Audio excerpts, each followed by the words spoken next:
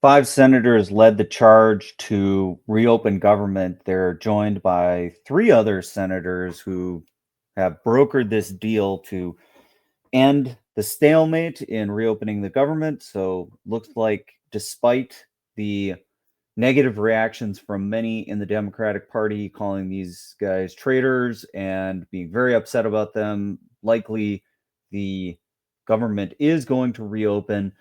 And we also have rumblings of a new way for home ownership, which seems tied in with some of the discussions that we've had on this show about the Treasury setting interest rates and being more in control of how debt is metered out within the United States and globally. Lucas, what's your take on the government shutdown ending? Do you think that this is going to go through, or is this just another part of the fight and these guys are actually going to get stymied when the House comes back to take this up again? Whether it goes through or not, I think that for us to be tracking what to fight over is the most important part because at some point the government is going to have to reopen. And I don't think that the Republicans and the Trump administration are going to back down, which would probably explain Democrats realizing this and trying to jump in front of the line in order to work with them. I noticed whenever I saw the senators who had joined with the Republicans that it was, 4 of the 8 were 2 senators from New Hampshire, 2 from Nevada. So maybe they're securing something beneficial for their states. But what is the fight in the government shutdown over? It's over Obamacare, and it's over the healthcare subsidies and the problems that we have in healthcare in the United States. And you mentioned the 50-year mortgage and some of the discussions that we've had with about the Trump administration, about how Donald Trump operates. And when I look back at Trump's first administration, one of the departures from presidents before him, especially Barack Obama, that I noted at the time was that when it came to COVID, Donald Trump gave money directly to American citizens. And if we turn around and go back to Obamacare and what sort of the deal or the way that Obamacare worked, it was to give money to insurance companies to give back to medical corporations or to That hospitals. that was that was not what the Democrats wanted to do. I distinctly remember this. The whole debate over having some sort of a national healthcare system, there was a strong push for single payer. And this whole Obamacare thing was the compromise that ended up happening because the health insurance lobby was so strong within the Republican Party. And the Democrats refused to ram through what their base and their constituency wanted at the time. And so Obama was trying to play the standard, let's reach across the aisle, let's have a compromise kind of politician. This was before we had this extremely divisive rhetoric and way that the parties conducted themselves. I can't imagine that if Republicans in full control of all chambers would be asking the Democrats their advice at all on how to do this. Like I anticipate that they're going to ram it through however they want. And if they're giving the money directly to the people, well, that may be, but the health insurance lobby is certainly not going to like having their free money taken away. Uh, True, and a great point with regards to the single play payer plan. Remember too, it was Massachusetts' plan that Obamacare mimicked, and that had been introduced by Governor at the time, Mitt Romney. So it was Yeah, essentially a it was Republican plan, Romney Care. It's the Romney Care. He's the one who right? should really get credit for this. I mean, okay, let's not go down that road. So I think we also, going back to that time, need to think about what had happened immediately prior to that fight over Obamacare. That was in the second half of Obama's presidency. Maybe with positioning leading into his first year, but when Obama came into office, it was in the wake of the global financial collapse, and how what was the response of the government at that time? Sure, it began under George W. Bush, um, as he was leaving office, right around the time of the election. But the government responded to that financial crisis by giving money to banks and paying banks to hold on to that money, so they were not loaning it out to people and businesses immediately, and driving up asset prices and driving up prices of goods, of groceries, etc. Well, wait, And before we move to that point, I want to just remind us of one other thing that happened during the whole healthcare uh, development. I distinctly remember that Hillary Clinton had a strong hand in the first idea of having some sort of a national healthcare system. When she was first lady, that was the first time this came into national awareness. And she tried to champion it. And that was when there was this big flap like, well, she's not an elected member.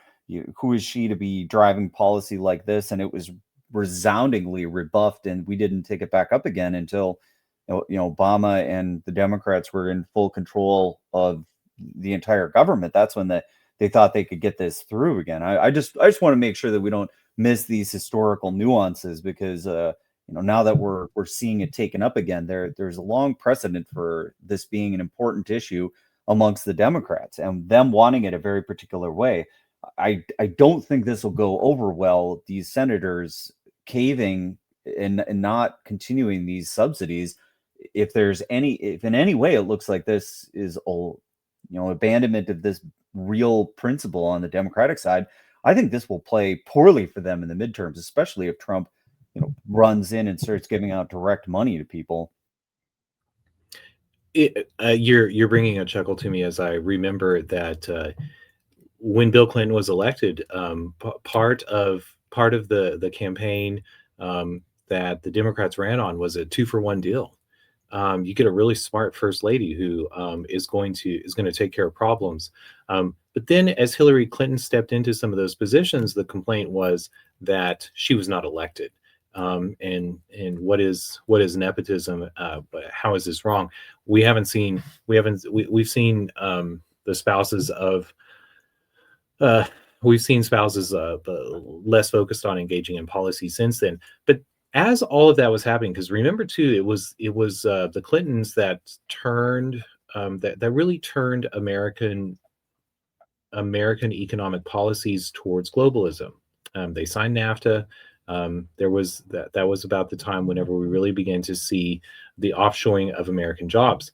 And so, as 20, 30 years into the future here, as we still grapple with these same problems, what has changed? I think that understanding the swap from SOFR to from LIBOR to SOFR, and bypassing the Federal Reserve and creating stable coins that are pegged directly to U.S. Treasuries are some profound differences in how this is going to work in the future. And then if we also begin to focus on Donald Trump's Donald Trump's I don't know how to put this, that Donald Trump believes in giving money directly to the American people, come hell or high water, whatever that may do to the price of goods or groceries or the price of services in America, against the advice of his economic advisors. I think what the United States learned from that, or politicians learned from this, maybe not economists learned from this in the wake of COVID, was that you could give a lot of money directly to a large group of people, and the effects in the price level were not as drastic as was feared beforehand. So, and then when when we go to Scott Bessent and we consider what motivated Scott Bessent whenever he shorted, or whenever he was part of a group of people that shorted the British pound back in 1992, it was, they were tracking that Margaret Thatcher had drawn more people into stakeholderness, or into the stakes of the British economy by expanding home ownership. And they, uh, Besson and company said this is a good thing, but it's being taken advantage of by the LIBOR rate, by the private banks.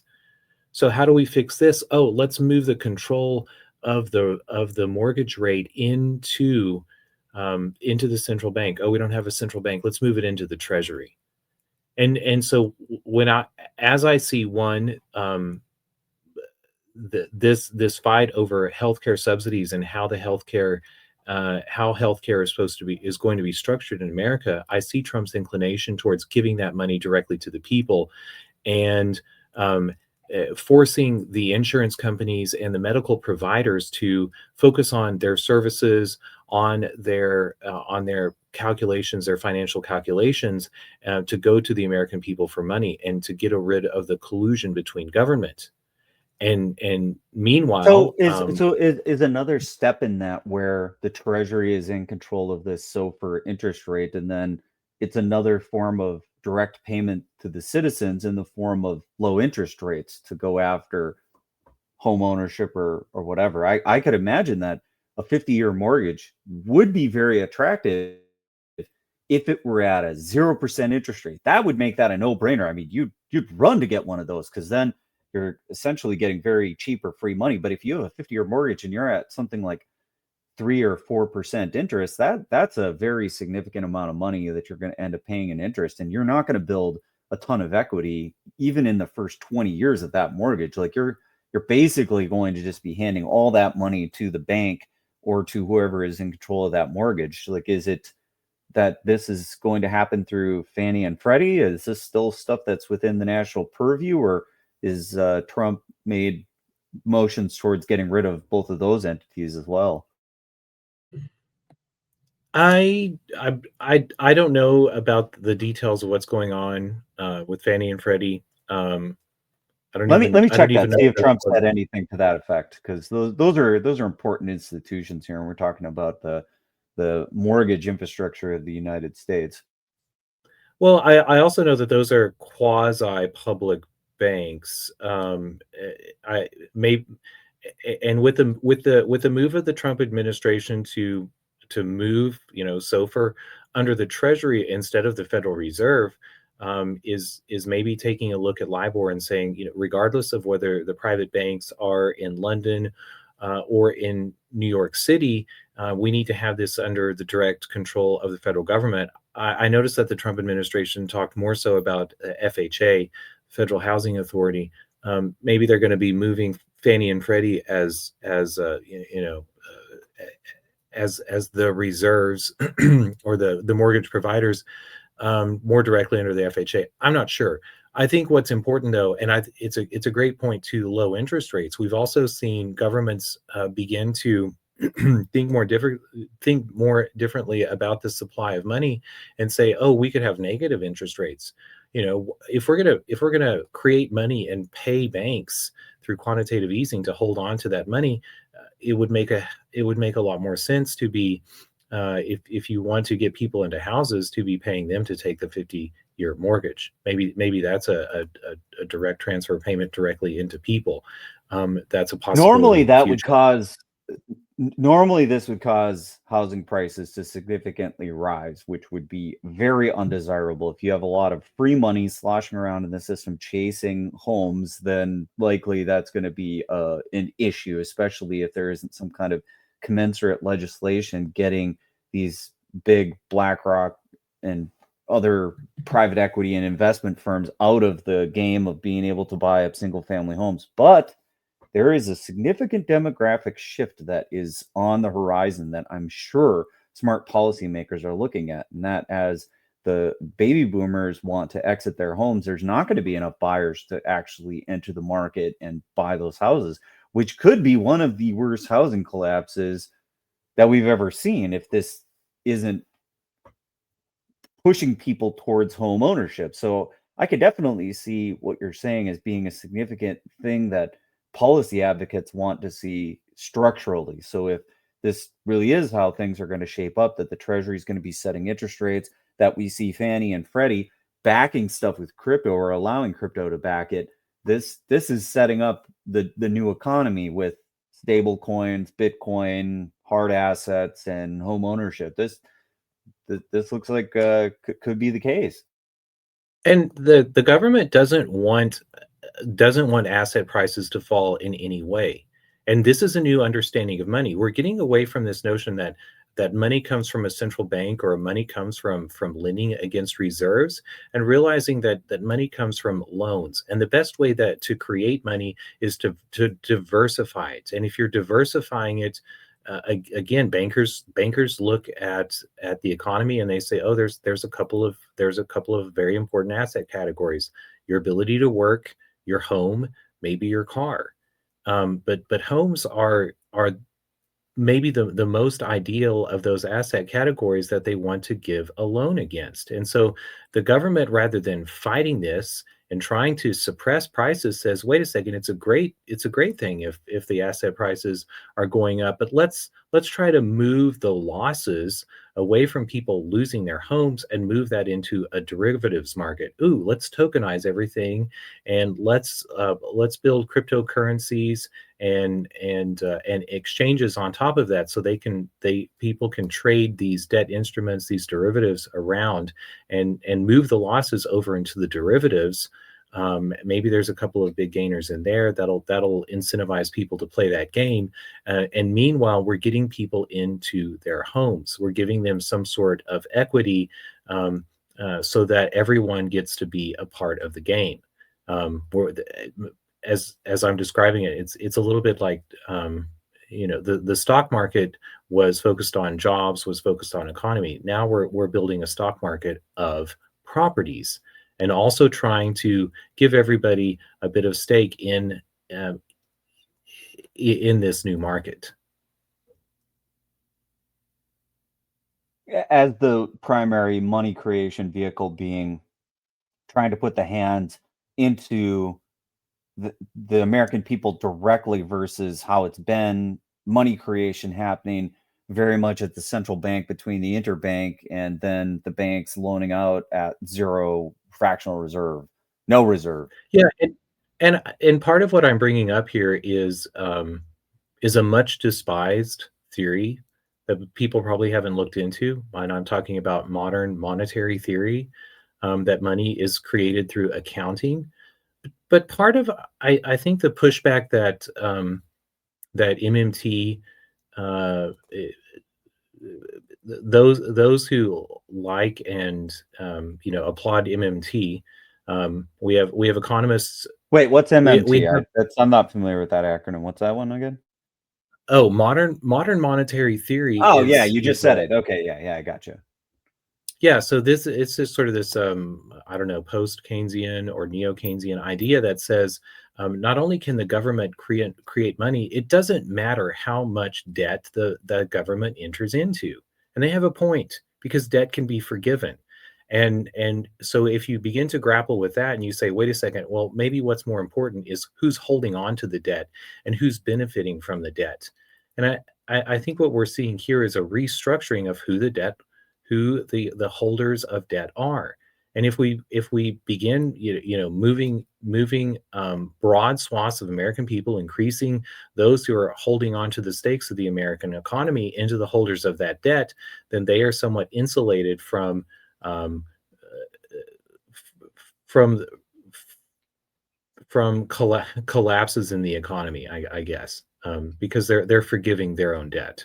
Well, I'd say that this crypto thing also has a strong possibility of being very significant, because if you think about how this could work or will work once the Trump administration gets what they want, buying Bitcoin is going to be almost a no-brainer if you can use it to back a mortgage. So like, why would you hold anything else? You can hold this crypto asset, whatever you have to do to make it so that it's appropriate for securing a home. Now you get the Bitcoin appreciation and you get the home appreciation. That's a recipe for building significant wealth, especially if it means that almost everybody then begins to enter the crypto game and the Bitcoin game, because I don't think you're going to want to have a crypto asset that's seen as extremely volatile, moving up and down. Like the baseline for Bitcoin just kind of keeps going up. Now that could change, not saying that this is the way it has to be in the future, but if we start to see significantly more people buying Bitcoin, then that change should keep going up. That this could be the fuel for the fire of Bitcoin going up very significantly. It could very well be, but that is going to be seen as a problem by those who are creating this economy, because they want to give money out. So just like this, the dividends from the tariff, $2,000 to every American, um, uh, the COVID relief given directly to Americans. The government is going to want to see that money come back through insurance premiums, through healthcare, through paying for utilities. By the way, BlackRock just bought $15 billion in utilities. I think this is a response to this new realignment. I looked up this morning. Whenever they gave up on Ukraine, it was in July the 5th. At the point at which they said, "Oh, Donald Trump's going to be the next president of the United States. Liberalism and globalism are dead. We need to change direction here. What should we be looking at? Oh, we should be looking at utilities, because this will keep us in the funding stream. Whether the government is giving money out to banks and we're distributing that to people, or the government is giving money out to people and we're soaking that up through services that the most basic services that they're required to use." So I think that I just took that as acknowledgement by some of the larger corporations, as this is going to be the new normal going forward. But Bitcoin, going back to its it's an independent financial asset, is going to be somewhat problematic, because you can't Well, have but hold on. The two. Trump wait, the Trump administration said that they were going to aggressively pursue a Bitcoin accumulation policy. That was something they announced. Well, the government accruing Bitcoin is different than citizens, people accruing Bitcoin and having an asset that the government's not in control of. Of course, they're going to be accruing Yeah, but Bitcoin. They're going to have. but Go this ahead. news right here, I mean, there is no other asset that you would reasonably want to acquire to back a 50-year mortgage. Like, can you imagine like picking something like Solana? Like, no way. Like, that's not the kind of thing that you would do. You aren't going to try and back it with like Dogecoin. Like, the only asset that makes sense to buy that you would think you'd hold on some kind of a 50-year timeline is Bitcoin, and there's broad consensus around that. So I think the Well, signal from the Trump administration saying that they're going to allow Fannie and Freddie to use crypto assets as part of the way that they would determine mortgage backing, that's directly trying to pump the bags of Bitcoin. you solicited a guffaw from me with a comment on Solana. I'm glad I was muted up.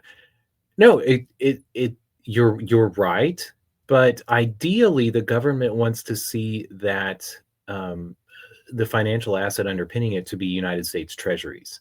But they're going to be playing a game of saying, well, we want this to look as attractive as possible, and we want people to have the illusion of choice. And so Bitcoin is ideal with that regard, but they're going to be wary of Bitcoin. And this would lead to them both courting and saying, yes, Bitcoin, we're opening up the gates. Go ahead, um, you know, create Bitcoin ETFs, underpin your reserves with some sort of amount of Bitcoin holdings. But they're going to um, they're going to be very concerned about United States treasuries also being part of that basket, and they're going to want the USTs to be more important in that basket. Because again, they Well, have I thought the plan for the United States treasuries was that this was going to be the thing that underpinned the stable coin infrastructure, because there you have almost the same mechanism that's been used in the past, where you have this continual loan that pays a known rate of return. I mean, this is essentially how Terra Luna's money market account, they were trying to get it set up to work exactly this way, that you have this fixed rate of return that people can chase, that you have this risk-free rate. And if that's the way that the treasury is going to work with stablecoin, that seems to make a lot of sense in the way that this would all be setting up. So you have Bitcoin underpinning the mortgage market, and then you have the treasuries that are operating on the spending side and backing this US dollar infrastructure. Well, I think maybe it would do us good to look at the IMF, to look at historical precedents and how things have occurred there. Originally Maynard Keynes and Harry Dexter White had the notion that there was going to be an international currency standard called the Bancor, and that was going to be independent of all the of the sovereign currencies that the nations participated in putting money into the World Bank. Well, they did away with that, and we said we were going to use the United States dollar, and we were going to back the United States dollar with gold. That went by the wayside, and we said, oh, let's have a basket of currencies. We'll have the five strongest currencies be held by the World Bank as a basket of assets. Oh, this is beginning to sound sort of like this whole Bitcoin United States treasuries. But they said too, oh, it will be algorithmic, and we will pick the strongest of the currencies. And that was all well and good, as long as the strongest currencies were the pound sterling, the euro, the Japanese yen, and the United States dollar. But whenever when the renminbi by China gained strength, all of a sudden that went by the wayside, and they said, you know what, we're just going to use the currencies that we've been using for a long time. So those are some of the backpedaling that you get politically, and the United States is going to play that game. Yeah, that precedent for changing the game and saying that the algorithmic isn't necessarily the way that it's going to happen. Do we anticipate that SOFR is going to go the exact same way, that will cease to be algorithmic? Absolutely. The move in SOFR was about moving the control of the rate into the Treasury, and this this line by the Treasury that it's algorithmic is a line for fools. But those who are looking at SOFR should be not be focused on the algorithmic backing of it. Those are the coals that you can hold under the feet of the Treasury and the United States government. Much good may that do you.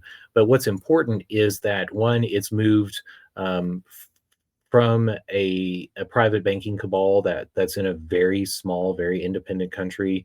There's a history of there's a political history that gives the London banks a lot of independence from both the English, the British people, the European people, et cetera, et cetera. The United States Treasury seems to be a step forward, and so I think it's a good move for the United States. I also think it's a good move in regards to a return to central banking, but a central banking that's not based on some notion of accruing reserve like gold, but beginning to say, what is the economic capacity of the country? What is the debt that's held by the country? And that's very different than this notion of a reserve that allows the middleman to play a game to be enriching themselves through that feedback loop. So some of the takeaways here are the Trump administration setting their sights on the middleman or the parasitic entities that exist on top of the financial system, whether it be in the banking system or in the healthcare system, trying to eliminate that and have the government directly interact with the people. That seems to be a pretty interesting notion. I can't imagine that some of the power players in the world would be very happy about that. And also with the Bank of England, the way that Trump administration has set its sights there, it seems like if Trump and his allies get their way, we're going to see the world shifting in a pretty substantial way than the way it's operated in the last maybe 300 years. Absolutely. The Trump administration is earnest with its regards to a move towards fair trade and away from free trade. I think that BlackRock is playing this very adroitly, and their move towards tokenization of assets to allowing for the transfer, the ownership of those assets, the move towards everyone participating in some sort of derivatives market is the correct move. I think also they're giving up on Ukraine and the taking over the resources of Ukraine. That's the post World War II. I mean, actually, even older. Napoleonic. That's the long banking cartel, the European banking cartel model. They gave up on it. What did they turn to? They turned toward utilities. We should make note of that. We should also make note of the focus of the IMF and the older that older system, and how focused they have been on carbon and carbon neutrality. I think the Trump administration is also trying to beat them to that punch with regards to a more reliance on railroads instead of shipping. But I don't think that that sort of narrative is dead in the water yet. So I don't know what to expect there, but I think that it is notable. Not the volume, the $15 billion that BlackRock spent on the purchase of these various utilities companies, but just the focus on utilities. I thought was very evocative of more people buying into Trump's vision of the future going forward. Another thing that comes to mind with this supposed end of the government shutdown, if Congress gets reconvened, there's been this threat that there would be a vote on releasing the Epstein files, which has been stymied by not seating the elected Democratic representative. What do you think is going to happen here? Do you think Mike Johnson's going to continue to refuse to seat her and proceed with the reopening of the government, and then just bypass that despite her objections and they're not getting the chance to have their representative seated? He can't do that much longer, and but more importantly, I think that we're getting into the holiday season, and there's never a better time for forgetting than Christmas and the dead week behind Christmas. So I have an expectation that we're finally going to get some revelation of the Epstein files. Right around December the 22nd, the 23rd, and then we will see. There's a lot going on in the world right now. We still have Venezuela, the Middle East, Ukraine, many other considerations. But no, I don't think that Donald. Oh, I don't that think that would Mike. be that'll be sufficient cover that they would be able to still seat the representative, but not actually have to have anything substantive get released. Depending on what the Epstein files take, what do you throw at the fire? you got the log of Ukraine, the log of the Middle East, China, Taiwan. There's a lot of logs to throw on the fire.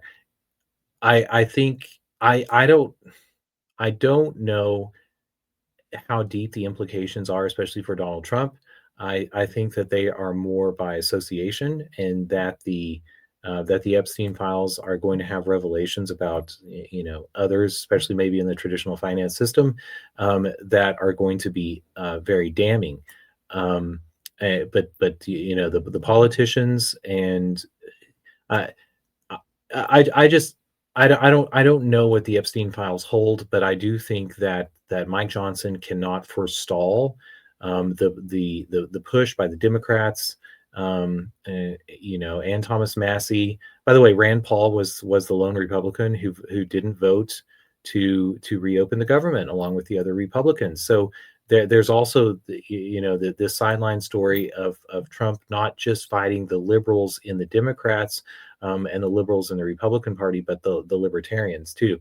there may be something more there. But I do think that a revelation of the Epstein files is imminent, and if I have any, uh, if I were in government and I wanted um, to help people to forget that, or to lessen some of the blowback from whatever revelations are in there.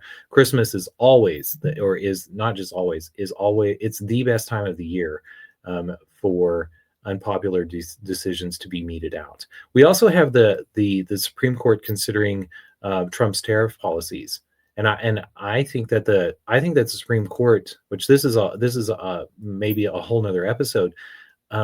The Trump administration has argued that the tariffs are necessary because the trade relations, the commerce relations, are a matter of national security, and that is an argument that has been poo-pooed by many of the liberal order, whatever party they may be a part of. But I think Trump is 100% right, and and um, and I applaud him um, for putting that understanding of commerce on the table.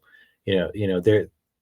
I think that peace through trade was once an understanding of America that has been lost, and so some of these notions of peace through strength or whatever they may be are absolutely bankrupt. I think Trump sees that, and that is actually the argument that he's brought to the Supreme Court, is that the tariffs are the best tool for better that the free trade. I should sum it up like this. He says that the free trade has been backed by coercion by the United States, quote unquote, Defense Department, or the military might of the United States, and that sets up a problem for us in the future. So he's been trying to backtrack that. We're going to find out maybe this week what the Supreme Court rules with regards to the tariff policies, and I think that is actually going to have more of an impact on America's future than the Epstein files.